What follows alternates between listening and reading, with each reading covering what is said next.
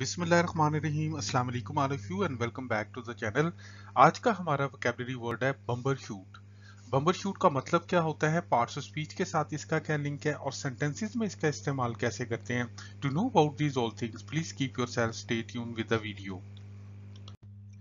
देखिए, जो word बम्बर shoot है ये एक नाउन है और नाउन का आपको पता है, noun is a name of place, person और थिंग। यानी कि हर वो चीज that you hold with you to protect yourself from rain और फ्रॉम सनशाइन, यानी कि अम्ब्रेला को हम कहते हैं बम्बर शूट। अब सेंटेंसेस में भी इसका इस्तेमाल देख लेते हैं।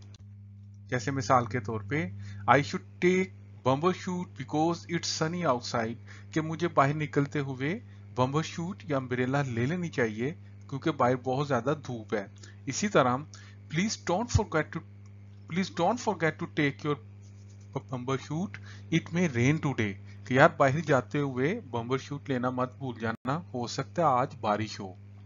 So thank you so much guys for watching the video. If you like the video, please hit the like button and don't forget to subscribe the channel.